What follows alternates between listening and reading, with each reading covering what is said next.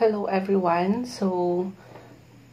Today we will going to tackle about the breast cancer, and I am Adam Scape, and together with my co-reporter Salman Amin. So let's start. For the introduction, breast cancer is malignancy originating from breast tissue. It is a disease confined to a localized breast lesion, is referred to as early, primary, localized, or curable, and a disease detected clinically or radiologically in sites distant from the breast is referred to as advanced or metastatic breast cancer, or yung MBC, which is usually incurable. Then, the disease occurs almost entirely in women, but men can get it too. So, ito siya, yung breast cancer is, pinaka-common talaga siya sa women, kasi sila naman yung may, tawag yan, mammary gland. Then, pero yung lalaki, maaring magka-breast cancer din. I-explain ko lang mamaya kung paano maka-acquire ng breast cancer yung lalaki.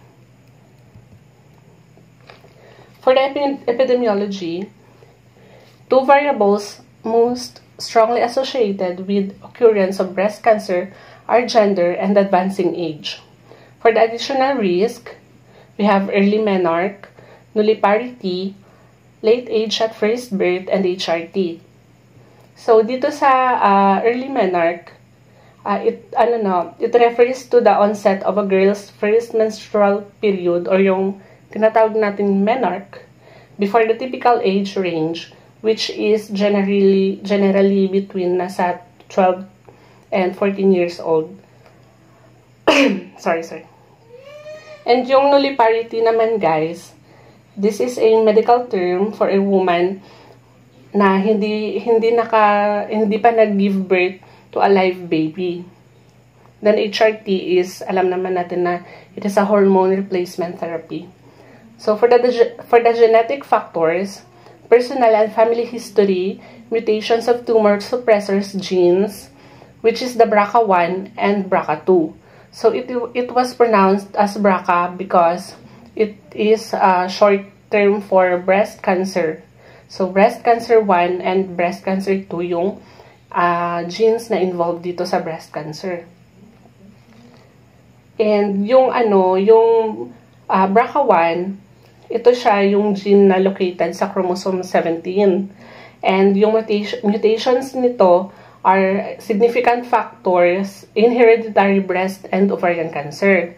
So, ito siya, ang BRCA1 is sa breast and ovarian cancer. Yung BRCA2 naman, ito yung gene na located sa chromosome number 13. And mutations are also associated with an increased risk of breast, ovarian, and prostate cancer. So, kung sa BRCA1, breast and ovarian lang siya, pero sa BRCA2, may additional na prostate. And yung prostate cancer is common siya, diba, sa mga lalaki. And for the environmental factors, we have the radiation exposure. Ito siya yung mga, siguro na ito, yung mga healthcare workers na nag-work under sa may radiation. So, next for the pathophysiology. Dito muna tayo sa left side. So, ito siya yung genetic factors, hormonal changes, and environmental factors. These are the contributing factors. So, sa genetic factors, like yung sinabi ko kanina, na inherited mutations like yung BRCA1, gene BRCA1 and gene BRCA2. Sa hormonal changes naman, pag once na increased estrogen or progesterone levels, it can promote cell proliferation. So, ano ba yung proliferation? Yung proliferation is yung parang paglago ng mga vessels. So, pag once na may cancer, tapos mag-cell proliferation, dadami talaga yung yung cell na affected ng cancer. And na-mention din ito siya sa report sa report nila Sofia Bianca tong sa may hormonal therapy, na pag once na mag-increase talaga ang hormone like progesterone or estrogen, so it can contribute to breast cancer, or maaring magka-risk factor ang isang babae na magka-breast cancer. And sa environmental factors naman, it includes radiations, yung mga carcinogens, and lifestyle factors. Like, example is yung alcohol or obesity. So, these factors can lead to DNA damage. Kung makikita nyo sa sa illustration natin, these factors can lead to DNA damage and gene mutation. Sa DNA damage, it is a damage to the genetic material in breast cells in the first step toward cancer development. Sa gene mutations naman, if yung DNA damage is hindi siya ma-repair, maaring magka-permanent mutation and ma-affect yung mga key genes natin or ng patient. Then, pag once na yung mutation is mag-occur, they disrupt normal cellular regulation, first by inhibiting tumor suppressor genes, or yung inhibition of tumor suppressor genes, if makikita nyo sa illustration natin. So, these genes normally prevent uncontrolled growth. And their inhibition removes this control. So, again, yung tumor yung gene na involved dito is yung BRCA1, and may additional na gene dito, yung TP53. Yung TP53 is located din also sa chromosome 17 natin. And yung TP53 is nag-produce ng protein na P53. So, if may protein na involved, because protein plays a crucial role in cancer development and treatment, both sa positive side and negative side. So, sa positive side, it can help build and repair tissues, supporting the immune system, maintaining muscle mass, and essential for weight loss. Weight loss sa mga patient na may cancer, breast cancer. And sa negative side naman, some proteins naman can promote tumor growth for survival. So, yun. So, next naman is yung activating oncogenesis. This promotes cell growth and division. When turned on abnormally, they drive cancer progression. Example naman ito is yung HER2. So, HER2 is, pag i-spell out siya, it is a human epidermal growth factor receptor 2. Ito siya is protein din siya na makikita sa surface of the breast cells. Then, din to siya, it is also a protein that helps breast cancer cells grow quickly. So, pag once mag-increase yung level ng breast cancer cells, it is called as HER2 positive. And next is the altering apoptotic genesis. Cells lose the ability to undergo program death or yung apoptosis na tinatawag, allowing damage to cells to survive.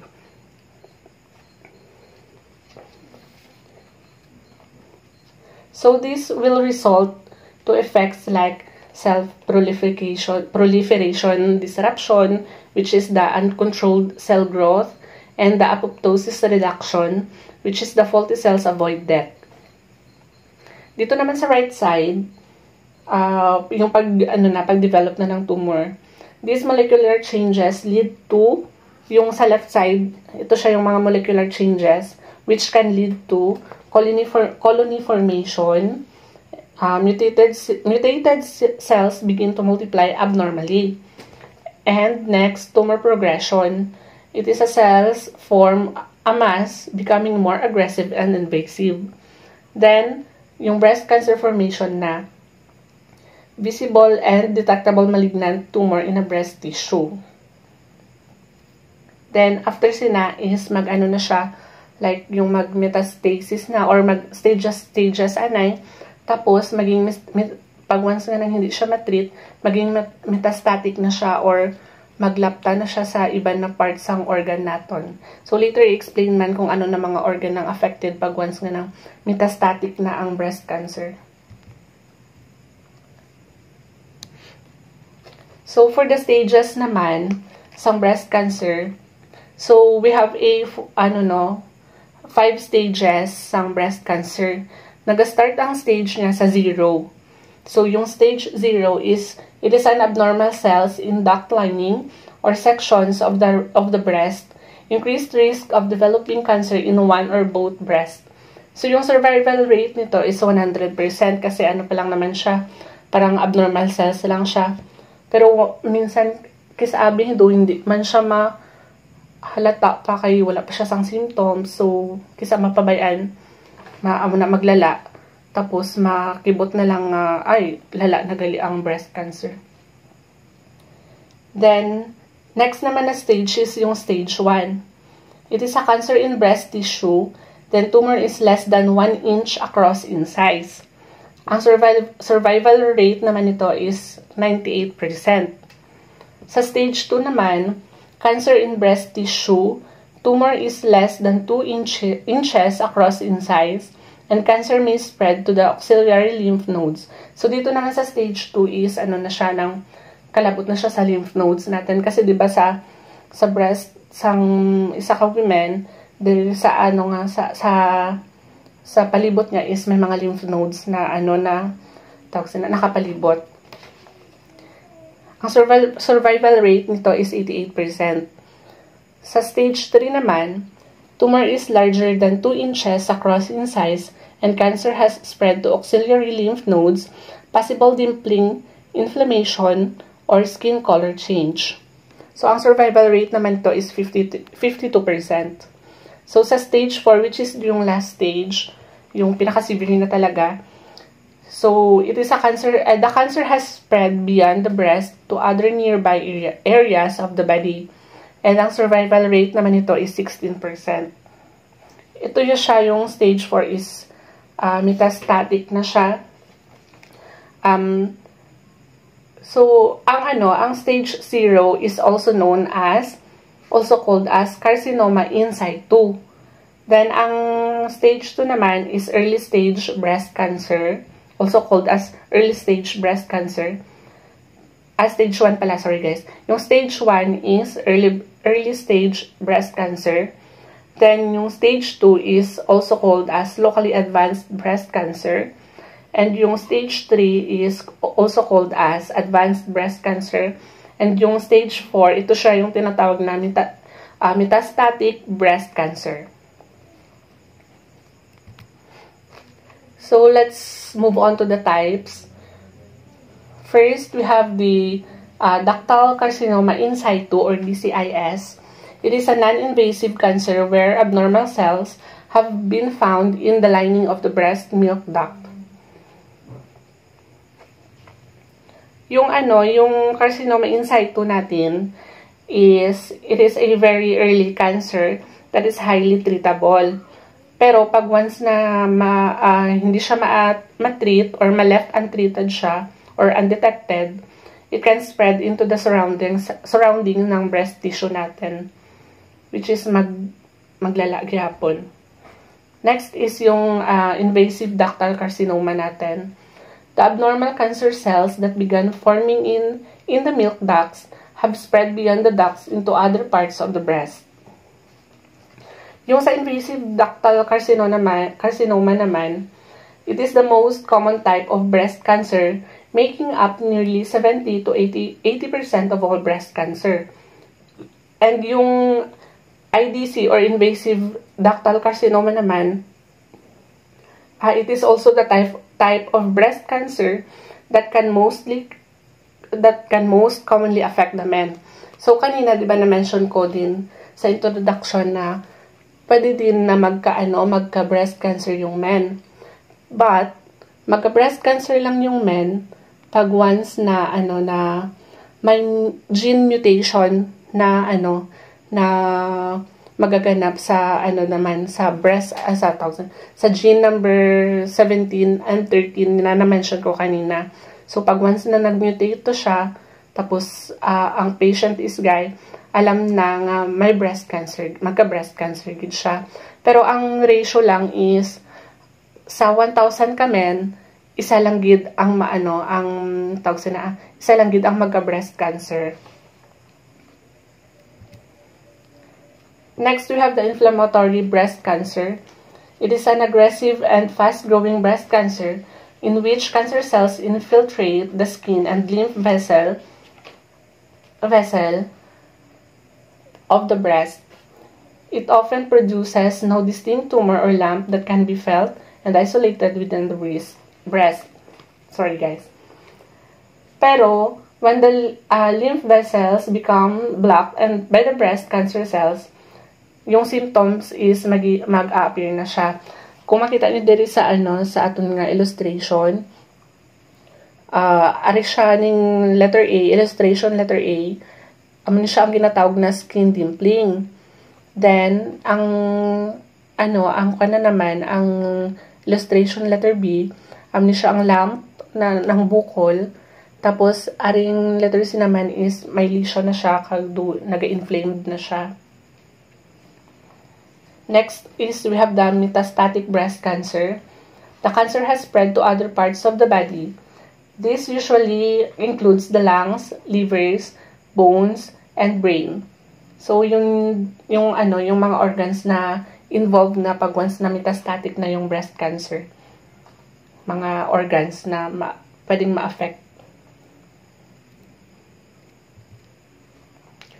So for the risk factors, we have first the genetic factor, family history, hormonal factors, lifestyle factors, environmental factors, age, breast density, and obesity. So sa sa genetic factors, yung na-mention ko naman din kanina, itong BRCA1 kag BRCA2. So sila gid ang mainly gid nga genes nga involved sa sa breast cancer. Pag once mag-mutate to siya, magka-breast cancer yun ang isa ka patient. Sa family history naman, a strong family history of breast cancer, especially in first-degree relatives, like yung parents natin or siblings, will increase the risk sa isa ka patient. Sa hormone naman, early onset of menstruation, late menopause, and use of hormone replacement therapy after menopause can elevate risk. So, may sang iba naghahambal nga di ba may iba nga mga gays nga nagagamit sang tawag ng hormone replacement therapy. Ang iba daw dito is na-associate sa breast cancer, pero hindi ko balaan ang reason, pinaka-main reason gid so base sa hormone replacement therapy to siya. Then sa lifestyle naman, pag halimbawa is lack sang physical activity, tapos pala sigarilyo, high-fat diets, na amo to siya, makakontribute siya sa, sa pag-increase sang risk sang breast cancer. Then sa environmental factors naman, exposure to radiation, like yung ionizing radiation. So ito siya, siguro common to siya sa mga healthcare workers na nag-aobra sa, under sa may radiation. Then sa age naman, the risk of breast cancer increases with age, with most diagnoses occurring after 50. So, pag age sang 50, after age sang 50, ang iban gagawas ang ilang breast cancer. Then, sa density naman sang breast, dense breast, which contain more connective tissue, can make it harder to detect tumors on mammograms and are also associated with a higher risk of breast cancer. Then, sa obesity naman, being overweight or obese, especially after menopause, is associated with a higher risk. So, for the signs and symptoms, yung skin dimpling, ampod ni siya tong gin-mention ko kaina, yung lump, changes in how nipple look, like pulling in of the nipple or yung tinatawag natin na inverted nipple ng isang babae.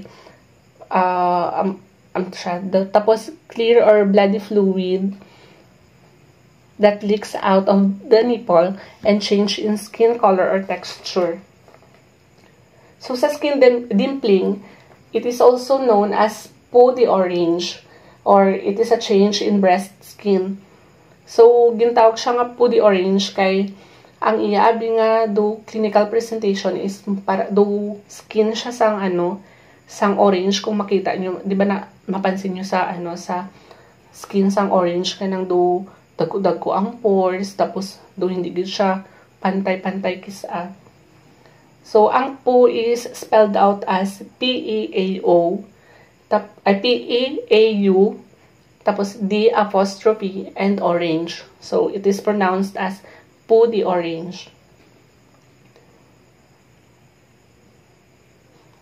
So, sa diagnosis, sa clinical presentation, any lump in or near the breast or underarm, warmth or unexplained tenderness in the breast, a hardening, thickening, or swelling in the area of the breast, nipple tenderness without another cause, nipple discharge except pag nag-breast milk, especially clear or bloody discharge, an unexplained change in color, texture, size, or shape of the breast or nipples, and skin dimpling on the breast or enlarged pores like an orange skin, itong din-mention ko kaina, swelling, redness, scaliness, or general pain in the breast or nipples, then nipples that turn inwards without explanation, or yung din-mention ko po kaina nga inverted nipple, and irritated or itchy breast, or a rash on the breast,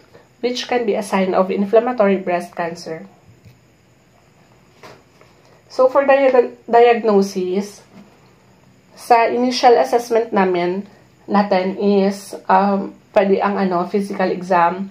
So, ang medical practitioner, siya sang physical exam sa isa ka patient. Then, sa imaging test naman,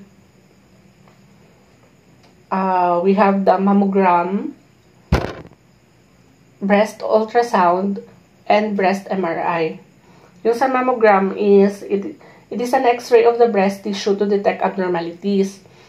Ang MRI naman is, nag-provide siya sang detailed image of breast tissue, particularly in dense breast or when other tests are inconclusive.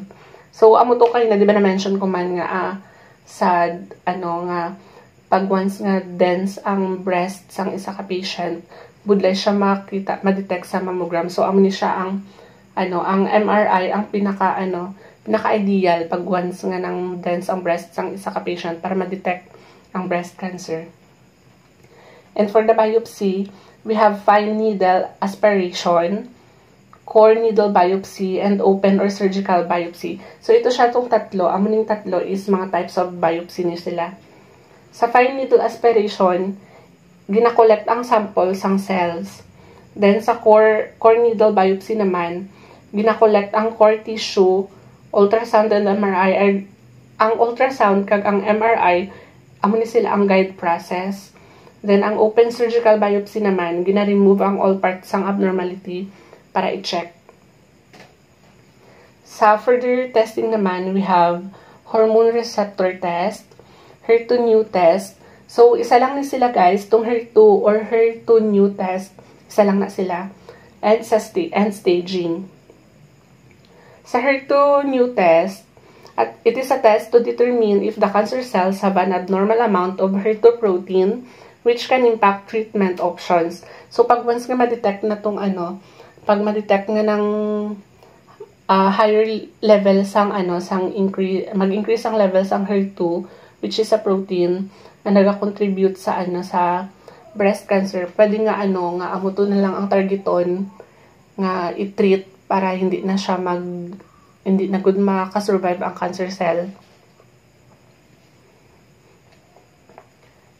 Then sa staging naman, the stage of breast cancer is determined based on factors like the size of the tumor, whether it has spread to the lymph nodes, and whether it has metastasized to other parts of the body. So, yung ginsabi ko man din kanina nga, stages range from 0 or yung tinatawag na carcinoma in situ to stage 4, which is the metastatic cancer. Amon siya tong tong types of biopsy diagnosis. Yung first na image, amon siya ang fine needle aspiration. Tapos ning ika-second ga image naman, amon siya ang core needle biopsy. And ang last na image, amon siya tong open or surgical biopsy. So for the treatment, we have surgery, chemotherapy, radiotherapy, and hormonal therapy.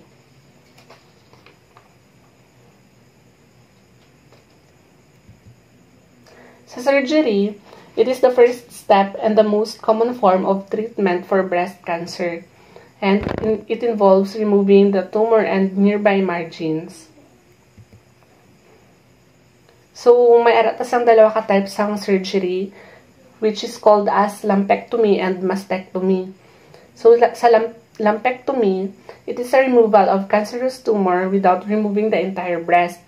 So, ang affected area lang nito ang ginatanggal. Ang tawag siya nga lumpectomy, kaya ang lump lang. Then, sa mastectomy naman, it is a removal of the entire breast. So, removal na gid siya sang breast na gid. So, ari siya ang illustration. Kung makita nyo, natanggal gid ang isa ka breast sang isa ka patient. Tapos sa lumpectomy naman is ato lang tong area, affected area lang, kung di lang tong lump. Next, we have the chemotherapy. It is a breast cancer treatment method that uses a combination of drugs to either destroy cancer cells or slow down the growth of cancer cells. And for the radiotherapy, it uses a high-energy rays to kill cancer cells. And last, we have the hormonal therapy. If the cancer cells have hormone receptors, the patient may be prescribed hormone therapy drugs such as blockers or inhibitors. So next is pharmacologic treatment. So number 1 is chemotherapy. So yung purpose niya dito is ginakill niya yung rapidly dividing cancer cells. So pag sinabi nating adjuvant chemo, after surgery to destroy hidden cancer cells. Pag sinabi naman nating neoadjuvant chemo, before surgery to shrink tumors. Pag metastatic disease naman, ito yung ginokontrol na yung spread and ginarelieve niya yung symptoms. So mga common drug regimens dito is yung AC, paclitaxel, FAC, TAC, FEC, CMF. So, these regimens are combination of chemotherapy drugs given together to increase effectiveness. So, pag AC regimen, combination to ng doxorubicin, adriamycin plus cyclophosphamide. So, often used early in treatment to shrink tumors or after surgery to kill remaining cancer cells. Next naman yung TAC regimen, yung combination ng docetaxel plus doxorubicin kag cyclophosphamide. So, more aggressive regimen for high risk or advanced breast cancer. Pag FAC regimen naman is fluorouracil, doxorubicin, cyclophosphamide. So, similar lang siya sa AC but with an added drug to enhance tumor killing effects. So, mga side effects nito is nausea, vomiting, fatigue, hair loss, neutropenia, or yung low white blood cell count, kag cardiotoxicity. Next, hormonal endocrine therapy. So, target na yung hormone receptor positive, ER positive, PR positive tumors. So, used in hormone receptor positive breast cancer to block the effect of estrogen which fuels tumor growth. So, yung mga common drugs dito is yung tamoxifen, which is SERM yun siya, selective estrogen receptor modulator. Next is yung mga aromatase inhibitors like anastrozole, letrozole, exemestane for postmenopausal women. Mga LHRH agonist naman is yung mga goserelin, leuprolide for ovarian suppression in premenopausal women. So, mechanism nito is yung tamoxifen, ginablocks niya yung estrogen in breast tissue. So, yung onset of action nito is nag-start working within within 4 to 6 weeks, but full benefit is usually seen over several months. So, paano inumin? Oral tablet yan siya, ginatake once daily, typically prescribed for 5 to 10 years depending on risk. Aromatase inhibitors naman, kaya gina-reduce niya yung estrogen production in postmenopausal women. So, onset of action niya is estrogen levels begin to decrease within 24 to 48 hours. But clinical benefit is gradual over weeks to months. So, how to use oral tablets taken once daily, often given for 5 years or more after surgery or chemotherapy. Next, si LHRH naman, agonist, temporarily turn off ovarian estrogen production. So, onset of action is initial stimulation of hormones in the first 1 to 2 weeks. Then, estrogen levels drop significantly by 3 to 4 weeks. So, how to use? Given by injection like subcutaneous or intramuscular, administered monthly or every 3 months depending on the formulation, often combined with tamoxifen or an aromatase inhibitor. So, side effects nito is yung hot flashes, yung pag-init ng bigla, specifically refers to the sudden feeling of warmth spreading through the body, often accompanied by sweating that many women experience during menopause. Bone loss, especially with aromatase inhibitors, vaginal dryness, thromboembolism, yung blood clots with tamoxifen. Next is targeted therapy. So, drugs that specifically target cancer cell markers like HER2. So, used in HER2 is positive breast cancer. So, pag sinabi kasi nating HER2, yan yung Human Epidermal Growth Factor Receptor 2. So, yan yung protein na nag-promote ng cancer growth. So, mga common drugs dito here is yung trastuzumab, Herceptin. So, onset of action niya dito is begins working within weeks, but full benefit may take months. So, IV infusion every 1 to 3 weeks, often for up to 1 year. So, combined with chemotherapy, example is yung taxanes, in early or advanced disease. So, dito require regular heart monitoring kasi risk yan sa cardiotoxicity. Next, yung pertuzumab. So, onset of action ng pertuzumab is acts within weeks, usually faster when combined with trastuzumab.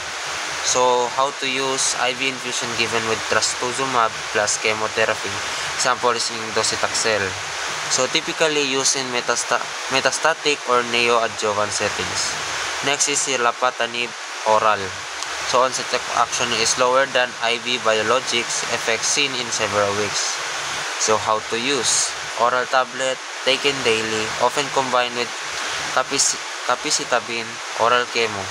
So, used in advanced or metastatic HER2 plus breast cancer, especially after failure of trastuzumab. So, combination nito is often used with taxanes, example is yung paclitaxel. So, yun, ginamonitor din siya for toxicity. Regular echocardiograms are needed. Next, other agents in metastatic breast cancer. So, metastatic breast cancer, yan yung stage 4 ng breast cancer, meaning the cancer has spread to other parts of the body, like yung bones, liver natin, lungs, or brain. So, we have single agents here, yung capecitabine, vinorelbine, gemcitabine, and eribulin. So, yung mga single agents, these are drugs used alone, not in combination with others. So, capecitabine, oral chemotherapy. So, oral chemotherapy product of 5-FU. So, paano inumin siya is taken by mouth, usually twice daily for 14 days, followed by 7 days of 21-day cycle. So, yung onset of action niya is may take several weeks to see clinical effects. So, tumor shrinkage or symptom relief. Next is si vinorelbine, chemotherapy drug often used for MBC. So, type niya is vinca alkaloid chemotherapy. So, yung kanina, si capecitabine kay oral chemotherapy, si vinorelbine naman kay chemotherapy drug often used for MBC, which is type ng vinca alkaloid chemotherapy. So how to use is given via IV once weekly or on days 1 and 8 of a 21-day cycle. So onset of action is typically 1 to 2 weeks to begin suppressing tumor cell activity. Next naman kay si gemcitabine. So kills fast growing cells. So type niya is nucleoside analog chemotherapy. So how to use IV infusion often on days 1 and 8 of a 21-day cycle. So onset of action response usually seen within 2 to 3 treatment cycles. So basically 6 to 9 weeks. Next naman si eribulin. Yung mga patients na previously treated with multiple regimens. So type niya is microtubule inhibitor, non-taxane ito siya. So paano gamitin is IV infusion on days 1 and 8 of a 21-day cycle. Same gyapon. So onset of action niya is may begin working within 2 cycles. So basically 6 weeks, especially in pre-treated patients. Next is in combinations regimens for aggressive or symptomatic disease. So yan, docetaxel, capecitabine, hexabepilone plus capecitabine. So yung goal ng NBC is not cure but prolong survival and improve quality of life. Next is our non-pharmacologic treatment. Number 1 is surgical therapy. So removal of the tumor or the entire breast. So we have lumpectomy, yung gaya ng sabi ni Kuya Adams na breast conserving therapy. Yung gina-remove niya yung tumor in a small margin of tissue followed by radiation. Next is mastectomy. Mastectomy removes the entire breast, may be total, partial, or radical. Next is sentinel lymph node biopsy. So gina-remove niya yung first few lymph nodes where cancer may spread. Next naman is radiation therapy. So the use of high energy rays to destroy cancer cells.